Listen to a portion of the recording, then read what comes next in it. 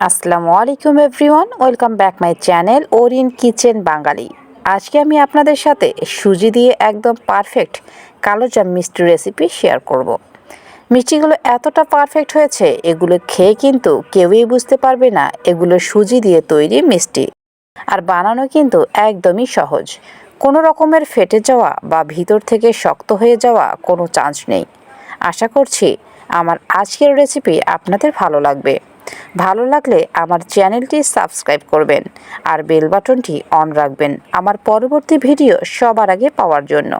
তাহলে আর কথা না বাড়িয়ে তৈরি করছি কালোজাম মিষ্টি। প্রথমে একটি কড়াইতে কিছুটা তেল দিয়ে এখানে দিয়ে দিচ্ছি 1 কাপ সুজি। এগুলোকে হালকা আছে ভেজে নিব। সুজি কিন্তু অনেক দ্রুত পুড়ে যায়, এই ব্যাপারটা খেয়াল রাখতে হবে। 1 থেকে 2 মিনিট ভাজলেই হবে, এতে সুজির কাঁচা গন্ধটা চলে যাবে। সুজিটা ভাজা হয়ে গেছে, এটাকে সাইডে রেখে দিচ্ছি কিছুটা ঠান্ডা হওয়ার জন্য। এবার আমি মিষ্টির জন্য সুজির ডোটা তৈরি করে নিব। এর জন্য 1 কাপ লিকুইড দুধ দিয়ে নিচ্ছি। এবার এখানে 2 চামচ চিনি দিয়ে নিচ্ছি। এবার নেড়েচেড়ে ভালোভাবে মিশিয়ে নিচ্ছি। দুধটাকে কিন্তু আমি জাল করে বলক করে নিব না, এটা একটু গরম হয়ে এলে দিয়ে দিব ভেজে রাখা সুজিগুলো। সুজিটা দেওয়ার সাথে সাথে খুব ভালোভাবে মিশিয়ে নিতে হবে, যেহেতু সুজিটা কিন্তু দ্রুতই ঘন হয়ে আসবে। 1 থেকে 2 মিনিটের মাথায় সুজিটা এরকম ঘন হয়ে গেছে। এবার সুজির মিশ্রণটাকে আরও কিছুক্ষণ জাল করে ঠিক এরকম করে নিব। এই পর্যায়ে দিয়ে দিব একটা ডিম, যা আগে আমি ফেটিয়ে রেখেছি। ডিম দিলে মিষ্টি খেতে খুব বেশি ক্রিস্পি এবং মজাদার লাগবে। এবার আরও একটু নেড়ে চেড়ে নিব। ডোটি তৈরি হয়ে গেছে। এবার এটাকে অন্য একটি পাত্রে ট্রান্সফার করে নিব।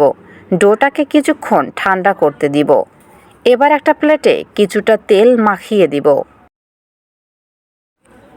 এ পর্যায়ে ডোগুলো ঠান্ডা হয়ে এলে এগুলো থেকে কিছু লতি কেটে কেটে আমি হাতের সাহায্যে ভালোভাবে চেপে মুথে নিব। ভালোভাবে স্মুথ হয়ে এলে এটা আমি লম্বা গোল শেপ দিব। আপনারা ইচ্ছে মতো শেপ দিতে পারেন।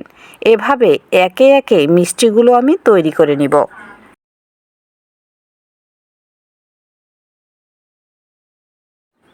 আমার এখানে সবগুলো মিষ্টি তৈরি হয়ে গেছে। এখন আমি এই মিষ্টিগুলোকে ভাজতে চলে যাচ্ছি। চুলায় একটা কড়াইয়ে পরিমাণ মতো তেল দিয়ে দিচ্ছি।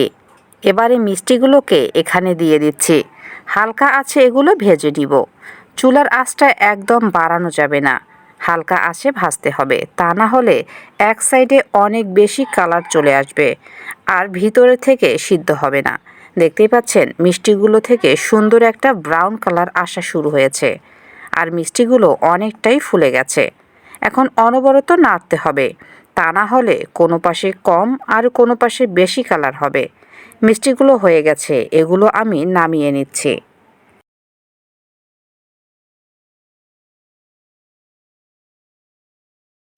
মিষ্টিগুলো সাইডে রেখে দিচ্ছি।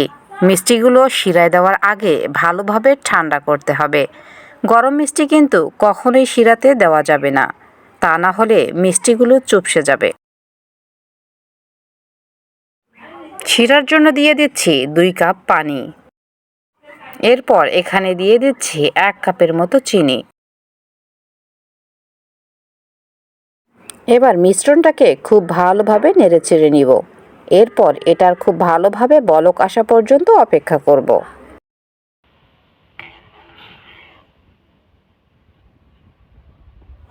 পানিটাতে যখন একটা আঠালো ভাব চলে আসবে তখন বুঝে নিব শিরাটা হয়ে গেছে। এখন এখানে মিষ্টিগুলোকে দিয়ে দেব, দিয়ে একটু নেড়েচেড়ে নিব। মিষ্টিগুলোকে এখন আমি অন্য একটা পাত্রের মধ্যে ট্রান্সফার করে নিচ্ছি। আমি মিষ্টিগুলোকে 2 থেকে 3 ঘন্টা রেখে দিব। আর এই 2 থেকে 3 ঘন্টার মধ্যে কিন্তু মিষ্টিগুলো শিরাটাকে স্যুপ করে নিয়ে একদম সফট হয়ে যাবে।